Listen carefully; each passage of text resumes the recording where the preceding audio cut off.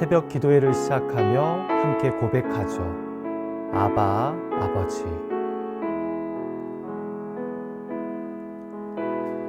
아바, 아버지. 아바, 아버지. 나를 안으시고 바라보시는 아바, 아버지. 아바, 아버지. 아바, 아버지. 나를 도우시고 힘주시는 아버지. 주는 내 마음을 고치시고 볼 수 없는 상처 만지시네.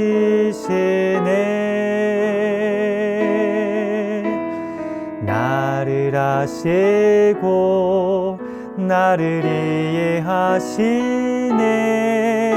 내 영혼 새롭게 세우시네. 주는 내 마음을 고치시고 볼 수 없는 상처 만지시네.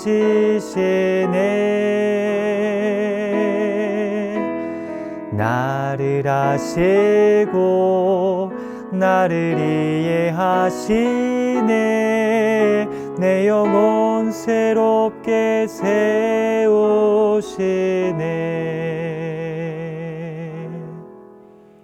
아멘. 우리 같이 기도하죠. 하나님 아버지, 오늘도 구별된 시간을 우리에게 허락하여 주셔서 주님의 말씀 앞에 기도함으로 나아가게 하여 주심을 감사드립니다. 우리의 아바 아버지 하나님이시여, 우리가 기도하지 않고서는, 우리가 말씀에 사로잡히지 않고서는 온전히 우리에게 주어진 삶을 감당할 수 없는 연약한 자들임을 고백합니다.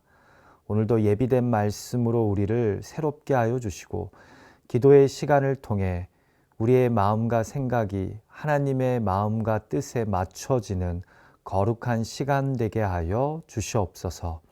예수님의 이름으로 의탁하며 간절히 기도하옵나이다. 아멘. 우리 새벽 기도회에 함께 하시는 여러분들 한 분 한 분을 주님의 이름으로 환영하고 축복합니다. 오늘 이 시간 우리에게 주시는 하나님의 말씀 제가 봉독합니다. 출애굽기 2장 11절에서 25절까지의 말씀을 제가 봉독할 때 마음으로, 귀로, 눈으로 함께 해주시기를 부탁드립니다. 출애굽기 2장 11절에서 25절의 말씀입니다. 제가 읽습니다. 모세가 장성한 후에 한 번은 자기 형제들에게 나가서 그들이 고되게 노동하는 것을 보더니 어떤 애굽 사람이 한 히브리 사람 곧 자기 형제를 치는 것을 본지라. 좌우를 살펴 사람이 없음을 보고 그 애굽 사람을 쳐 죽여 모래 속에 감추니라. 이튿날 다시 나가니 두 히브리 사람이 서로 싸우는지라. 그 잘못한 사람에게 이르되 내가 어찌하여 동포를 치느냐 하매 그가 이르되 누가 너를 우리를 다스리는 자와 재판관으로 삼았느냐? 내가 애굽 사람을 죽인 것처럼 나도 죽이려느냐? 모세가 두려워하여 이르되 일이 탈로 되었도다. 바로가 이 일을 듣고 모세를 죽이고자 하여 찾는지라. 모세가 바로의 낯을 피하여 미디안 땅에 머물며 하루는 우물 곁에 앉았더라. 미디안 제사장에게 7딸이 있었더니 그들이 와서 물을 길어 구유에 채우고 그들의 아버지의 양떼에게 먹이려 하는데 목자들이 와서 그들을 쫓는지라. 모세가 일어나 그들을 도와 그 양떼에게 먹이니라. 그들이 그들의 아버지 르우엘에게 이를 때에 아버지가 이르되 너희가 오늘은 어찌하여 이같이 속히 돌아오느냐. 그들이 이르되 한 애굽 사람이 우리를 목자들의 손에서 건져내고 우리를 위하여 물을 길어 양떼에게 먹였나이다. 아버지가 딸들에게 이르되 그 사람이 어디에 있느냐? 너희가 어찌하여 그 사람을 버려두고 왔느냐? 그를 청하여 음식을 대접하라 하였더라. 모세가 그와 동거하기를 기뻐하매 그가 그의 딸 십보라를 모세에게 주었더니 그가 아들을 낳음에 모세가 그의 이름을 게르솜이라 하여 이르되 내가 타국에서 나그네가 되었음이라 하였더라. 여러 해 후에 애굽 왕은 죽었고 이스라엘 자손은 고된 노동으로 말미암아 탄식하며 부르짖으니 그 고된 노동으로 말미암아 부르짖는 소리가 하나님께 상달된지라. 하나님이 그들의 고통 소리를 들으시고 하나님이 아브라함과 이삭과 야곱에게 세운 그의 언약을 기억하사 하나님이 이스라엘 자손을 돌보셨고 하나님이 그들을 기억하셨더라. 아멘. 자, 나일 강가에서 극적으로 구원받은 모세가 이제 장성하여 성인이 됩니다. 흥미롭게도 나일 강가에서 구원받아 건져냄이라는 이름을 얻게 된 모세가 후에 자기 백성을 홍해로부터 건져내는 구원의 도구가 됩니다. 사실 출애굽기는 지금 2장에서 모세의 출생과 그의 성장 과정을 보여주지만 사실 이 이야기 속에는 앞으로 그가 살아내야 할 삶의 이야기들이 암시되어 있는 겁니다. 우리는 이러한 출애굽기의 기술적 특징을요, 오늘 본문에서도 발견하게 되는데요. 먼저 시작절인 11절은 장성한 모세의 삶에 일어난 한 사건을 우리에게 보여줍니다. 그런데 이 사건이요, 모세의 삶에 큰 전환을 일으킵니다. 같이 볼까요? 모세가 장성한 후에 한 번은 자기 형제들에게 나가서 그들이 고되게 노동하는 것을 보더니 어떤 애굽 사람이 한 히브리 사람 곧 자기 형제를 치는 것을 본지라. 흥미로운 것이 출애굽기의 기자가 고되게 노동하는 히브리 사람들을 모세의 관점에서 자기 형제들이라고 묘사했다는 점입니다. 그것도 2번씩이나 말입니다. 이 말의 의미는요, 장성한 모세가 자신의 정체성을 히브리인으로 여겼다는 의미입니다. 어떻게 이게 가능할까요? 어렸을 때부터 애굽 공주의 아들로 궁전에서 자란 모세 아닙니까? 자, 그런데 우리가 여기서 간과하지 말아야 할 것이요, 바로 어제 본문 8절에서 갈대 상자를 쫓아가던 누이의 기지로 인해 모세의 친엄마 요게벳이 그를 젖먹이는 유모로서 키웠다는 점입니다. 여러분, 요게벳이 모세에게 젖을 먹이며 그를 어떻게 키웠을까요? 제가 이곳에서 장례 예배를 드리다 보면요, 맞벌이로 일하는 부모님들 대신에 할머니들이 2세 자녀들을 키우는 경우가 많은데요. 예배 때 보면 2세들이 마치 자신들의 친부모를 떠나보내듯이 마음 아파합니다. 왜요? 할머니가 자기를 키웠기 때문입니다. 그래서 한국말을 쉬이 잊지 않았고 그래서 한국 문화를 잘 기억하는 2세들이 많습니다. 똑같습니다. 모세의 친엄마가 그의 유모가 되어 키우므로 그 안에는 자연스럽게 히브리인의 정체성이 자신도 모르게 세워진 겁니다. 그리고 이제 장성한 성인이 되어 자기 형제가 애굽 사람에 의해 구타당하는 것을 보고 붕괴한 겁니다. 여러분, 이래서 어렸을 때의 신앙 교육이 참 중요합니다. 물론 자녀의 신앙, 부모의 마음대로 되지 않습니다. 그러나 부모가 최대한 영향을 끼칠 수는 있습니다. 그것이 바로 어렸을 때의 신앙 교육입니다. 제가 한국에서 청년 사역을 할 때요, 한 번은 청년 채플 안에서 어떤 청년이 혼자 와서 간절히 열심히 기도를 하고 있는 겁니다. 딱 보기에도 원래 여기에 정기적으로 와서 기도하는 청년이 아닌데 그날따라 보니까 너무나 간절하게 기도를 하더라고요. 그래서 제가 기도를 마치고 나오는 청년을 격려하고자 붙잡고 잠깐 이야기를 나눴습니다. 무슨 일이 있냐고, 함께 기도했으면 한다고 하는 이야기가 진로 문제가 잘 풀리지 않아서 교회 채플에 와서 기도했다는 겁니다. 그래서 제가 참 기특하다고, 이렇게 교회에 와서 기도하는 모습이 귀하다고 하니까 그때 이 청년이 딱 한마디 하더라고요. 어렸을 때부터 제 어머니는 힘들면 꼭 교회에 가서 기도하셨습니다. 그러니까 그걸 기억하고 자기도 힘든 일이 있으면 꼭 교회에 와서 잠시라도 기도하고 간다는 겁니다. 그 말이 얼마나 귀하게 들리던지요.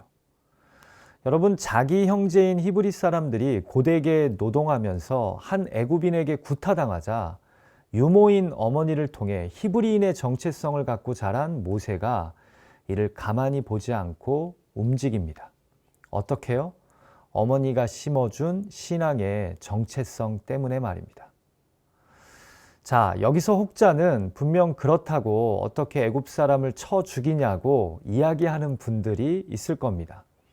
제가 구약 본문을 가지고 설교를 할 때 종종 말씀드리지만 구약의 말씀은요, 철저히 하나님과 이스라엘 중심의 관점에서 읽으셔야 합니다. 왜냐하면 그것이 기술자의 의도이기 때문입니다. 지금 여기서 성경은 다인종 사회의 휴머니즘 관점에서 기록된 말씀이 아닙니다. 11절 앞부분을 자세히 보면 모세는 한동안 계속해서 자기 형제들이 노동하는 현장에 나가 그들이 애굽인들에게 혹사당하며 천대받는 것을 지켜본 것 같습니다. 결국 본문이 보여주고자 하는 것은요, 생명을 경시하는 모세의 폭력성이 아니라 오랫동안 동족이 학대받는 현실을 보다가 모세가 견디지 못하고 반응한 것으로 보여집니다. 한마디로 오랫동안 억울하게 지배받는 한 민족의 저항의 관점에서 우리가 이 말씀을 봐야 한다는 겁니다. 여러분, 우리는 이러한 성경의 의도를요, 뜻밖에도 신약 성경 히브리서 11장 24절 말씀에서 발견하게 됩니다. 모세의 이 시기를 설명하면서 히브리서 기자는 이렇게 기술합니다. 믿음으로 모세는 장성하여 바로의 공주의 아들이라 칭함받기를 거절하고 도리어 하나님의 백성과 함께 고난받기를 잠시 죄악의 낙을 누리는 것보다 더 좋아하고, 결국 이스라엘 중심의 역사관은요, 모세가 학대받는 동족을 위해 애굽 사람을 죽이고 살인자라는 낙인을 감수하면서도 이 미디안 광야로 도망친 것을요, 믿음의 행위로 본다는 겁니다. 왜냐하면 바로의 공주의 아들로 남기보다 하나님의 백성과 함께 고난받는 길을 택한 것이기 때문입니다. 자, 그런데 문제는 어디서 발생합니까? 모세의 의연한 행동이 아닌 동족인 히브리 사람들의 뜻밖의 반응에서 일어납니다. 13절을 보니까 이튿날 다시 나가니 이번에는 두 히브리 사람이 서로 싸웁니다. 둘 중 명백하게 잘못한 사람이 있어서 내가 어찌하여 동포를 치느냐고 권하자 14절에서 그가 이렇게 반응합니다. 그가 이르되 누가 너를 우리를 다스리는 자와 재판관으로 삼았느냐? 내가 애굽 사람을 죽인 것처럼 나도 죽이려느냐? 모세가 두려워하여 이르되 일이 탈로 되었도다. 여러분, 이 말씀이요, 매우 중요합니다. 왜 그런지 아십니까? 실제로 앞으로 모세가 하나님의 부르심에 순종해서 이스라엘 사람들을 설득한 후 출애굽하고자 할 때 사람들이 계속해서 모세에게 이 질문을 던지기 때문입니다. 누가 너를 우리를 다스리는 자와 재판관으로 삼았느냐라고 말입니다. 그러면서 출애굽 내내 아브라함과 이삭과 야곱의 자녀라는 히브리 사람의 정체성보다, 언약 백성의 정체성보다 오히려 애굽을 더 기대하고 바라봅니다. 그래서 걸핏하면 애굽으로 돌아가겠다고 이야기합니다. 여러분, 생각해 보십시오. 애굽의 왕자로 자라서 궁전의 편한 삶을 살던 모세가 오히려 동족이 핍박받는 것을 보고 붕괴해서 애굽 사람을 죽입니다. 그런데 동족끼리 싸우는 것을 말리자 동족을 살리고자 저지른 살인을 이야기하며 누가 너를 우리의 리더와 재판관으로 삼았냐고 이야기합니다. 그러면서 이를 애굽 사람에게 밀고 합니다. 여러분, 여기에 본문의 의도가 담겨 있는 겁니다. 모세는 오히려 하나님의 언약 백성답게 자녀답게 일어나자고 합니다. 그런데 백성들은 그냥 서로 싸우면서 여기서 노예 근성으로 살겠답니다. 내버려 두랍니다. 동족을 위하는 자를, 동족을 돕고자 하는 자를 동족이 무시합니다. 그리고 애굽 사람에게 이를 알립니다. 여러분, 모세는 애굽의 영화를 버리고 노예인 동족을 선택하고자 했지만 오히려 동족들은 모세의 행동을 인정하지 않고 오히려 애굽을 향한 배신으로 간주합니다. 그들은 애굽에게 시달리면서도 하나님의 구원을 기대하지 않습니다. 그냥 바로의 노예로 살겠다는 겁니다. 이게 편하고 좋다는 겁니다. 여러분, 저는 이 말씀을 우리의 삶에 적용해 봅니다. 하나님은 우리에게 예수 십자가의 은혜로 구원받은 자녀답게 더 이상 죄의 노예로, 세상 우상의 노예로 살지 말고 이제 일어나 승리하라고, 거룩을 선택하라고 말씀하십니다. 그런데 우리가 그런 거룩한 부담감 앞에 아니라고, 난 그냥 이렇게 사는 것이 좋다고 이야기하며 계속 무너집니다. 그냥 계속 넘어져 있습니다. 심지어 모세처럼 믿음의 사람들을 하나님이 보내셔서 노예 근성에 빠진 우리를 도전하십니다. 주일 설교를 통해, 말씀 묵상을 통해 우리를 깨우치십니다. 그럼에도 이런 도전을 주는 자들에게 오히려 이렇게 반응합니다. 누가 당신을, 우리를 이끄는 리더나 재판관으로 세웠냐고 말입니다. 당신이나 잘하라고 말입니다. 겉은 분명 아브라함과 이삭과 야곱의 자손인데 속은 바로의 노예인 겁니다. 겉으로는 할례를 받은 히브리 사람인지 몰라도 마음과 귀에는 할례를 받지 못한 자인 겁니다. 우리가 또 다른 관점에서 오늘 본문을 봐야 하는 것이 바로 모세의 상처입니다. 여러분, 생각해 보십시오.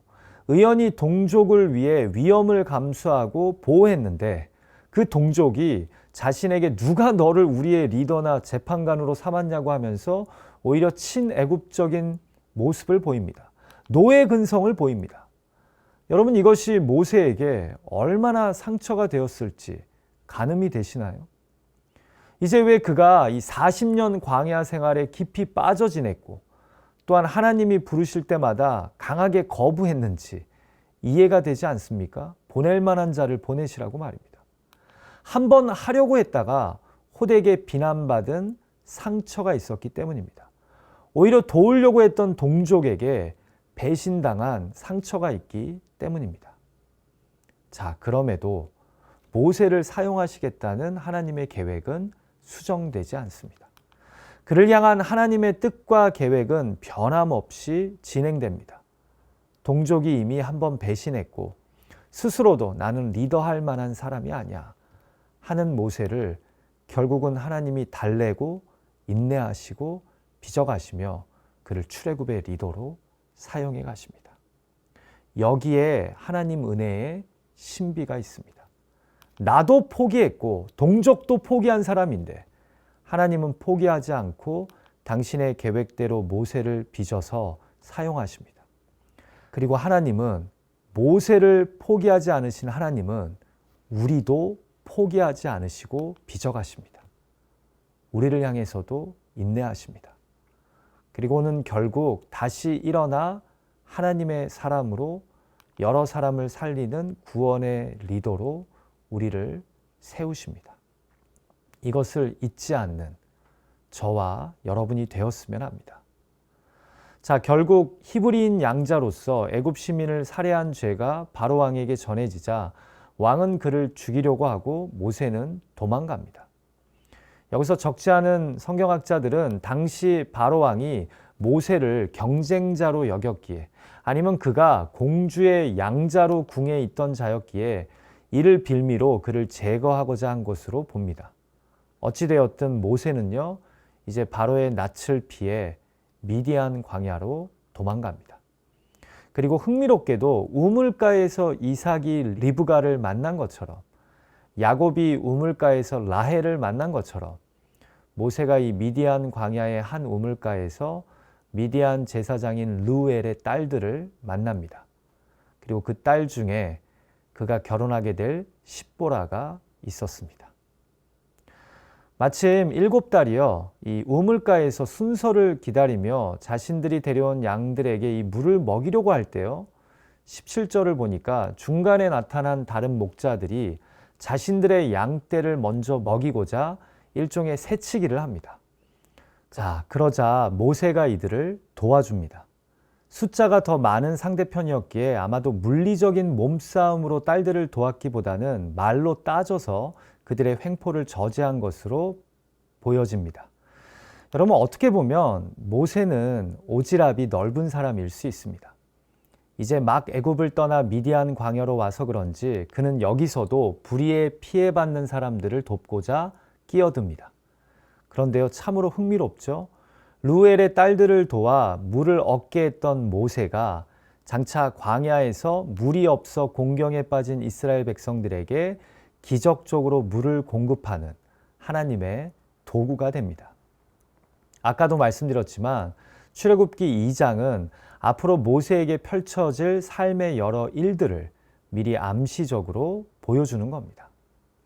그리고 이 호의가 계기가 되어서 결국 모세는 미디안의 제사장 루엘의 집에 머물게 됩니다.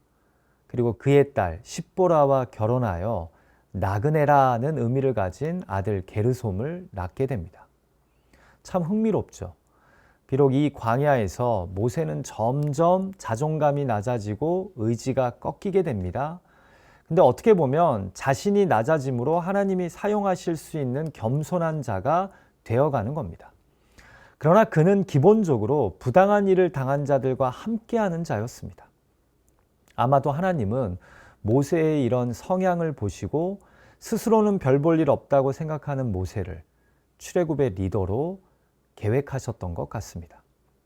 결국 이런 자가 비록 동족에게 배척받고 이방 땅의 나그네가 되었지만 고난 속에서 점점 하나님의 사람으로 빚어진 겁니다. 여러분, 우리도 마찬가지입니다.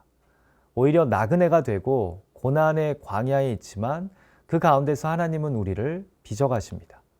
모세를 통해 우리는 이것을 기억해야 합니다. 자, 이제 다시 여러 해 동안 이 시간이 지나면서요, 애굽의 그 왕이 죽고 새 왕이 즉위합니다. 그러자 하나님 없이 그냥 애굽의 노예로 살겠다는 히브리 사람들의 탄식이요 점점 기도가 되어 조상들의 하나님 여호와께로 상달됩니다. 23절은 이들이 부르짖는 소리가 하나님께 상달되었고 24절에서 하나님이 이들의 고통 소리를 들으시고 아브라함과 이삭과 야곱과 맺은 언약을 기억하사 이스라엘을 돌보기로 곧 이스라엘을 구원하시기로 작정하셨음을 우리에게 보여줍니다. 역시 고난은 우리 우상의 실체를 깨닫게 하고 우리가 참으로 붙잡아야 할 분을 바라보게 만듭니다. 그분께 부르짖어 기도하게 만듭니다. 그리고 하나님은 부르짖는 자의 기도를 결코 외면하시지 않고 구원의 역사를 행하시는 겁니다. 이제 이 이야기가 내일 본문인 3장에서 본격적으로 시작됩니다. 우리 같이 기도하죠. 하나님 아버지, 출애굽기 2장의 말씀을 통해 모세를 인내로 빚어가시며 놀랍게 사용하신 하나님이 또한 우리에게 인내하시며 우리를 빚어가시며 상처가 있는 우리를 통해 오히려 놀라운 일들을 이루심을 깨닫게 해주셔서 감사합니다. 또한 자녀들의 신앙 교육이 얼마나 중요한지 우리로 생각하게 하여 주심을 감사드립니다. 하나님, 간절히 기도하오니 우리가 자녀들에게 조금이라도 영향을 끼칠 수 있을 때, 함께 할 수 있을 때 그들에게 하나님을 의지하며 하나님의 백성으로 살아가는 법을 가르칠 수 있는 우리가 되게 하여 주시옵소서.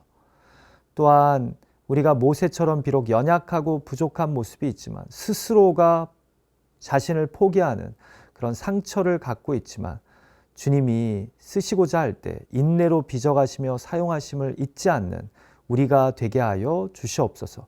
우리의 인생 광야, 우리의 상처를 통해서도 하나님이 오히려 우리를 낮추시며 우리를 빚어가심을 깨달을 수 있는 우리가 되게 하여 주시옵소서. 오늘 주신 말씀을 가지고 기도할 때 개인의 의탁의 제목을 하나님께 아랠 때 하나님 우리의 기도를 들으시고 구한 것보다 더 선하고 온전하고 충만하게 응답하여 주실 것을 믿습니다. 기도할 수 있다면 포기하지 않는 우리의 삶과 신앙 되게 하여 주시옵소서. 예수님의 존귀하신 이름으로 의탁하며 간절히 기도하옵나이다. 아멘. 하늘에 계신 우리 아버지여, 이름이 거룩히 여김을 받으시오며 나라가 임하옵시며 뜻이 하늘에서 이루어진 것 같이 땅에서도 이루어지이다. 오늘날 우리에게 일용할 양식을 주옵시고 우리가 우리에게 죄 지은 자를 사하여 준 것 같이 우리의 죄를 사하여 주옵시고 우리를 시험에 들게 하지 마옵시고 다만 악에서 구하옵소서.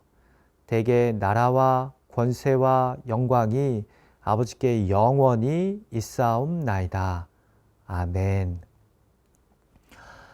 여러분, 잠깐이라도 오늘 주신 말씀 가지고 또 가정의 개인의 기도 제목들 가지고 그 자리에서 기도하는 시간 꼭 가졌으면 좋겠습니다. 여러분, 오늘 하루도 모세를 빚어가시며 사용하신 하나님이 나의 고난과 나의 광야 인생길에서도 나를 포기하지 않고 빚어가시고 세워가심을 잊지 않는 그런 저와 여러분이 되었으면 합니다. 여러분, 사랑하고 축복합니다.